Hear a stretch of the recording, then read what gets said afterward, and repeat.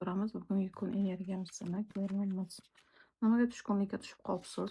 Siqilishlar bilan turibsiz, qizg'anish, rashk qilishlar ko'zingizni ko'rib qo'yibdi. Bugungi kunda ozgina stress holatlar, siqilishlar, pushaymonliklar bo'lishi mumkin bu yerda. Mm, Kim bilandir uchrashuv, ko'rishuv kutilmoqda. Bu yerda hozir ish bo'yicha ko'rsak, ish bo'yicha qo'lingizga pul kelishi bor. Katta bir insondan pul olishingiz mumkin. Tushkunlikka tushib qolgansiz, siqilib qolgansiz. Bu yerda pul taraflama ozgina siqilib qolgansiz. Ozgina qo'lingizda pul bor. O'shani juda ham qattiq ushlab turibsiz. Nimadir qilmoqchisiz. Mhm.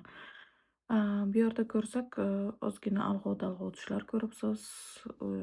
Judayam bir tupikda qolibsiz. Mana shunaqa turibdi. Bugungi kunda kim bilandir uchrashasiz, ko'rishasiz, takliflar olasiz. Baraka bor, barakangiz bo'ladi. Gap so'z, g'iybat tuhmatlar bo'lishi mumkin, lekin undan chiqib keta olasiz. Yangiliklar, xabarlar kutilmoqda sizni. Erkaklar, nimaga harakatingiz bor, barakangiz qochib qolgan. Turgansiz, bir qarorga o'tirgansiz, boshingiz qotgan, moddiyatdan ozgina qiynalib turibsiz.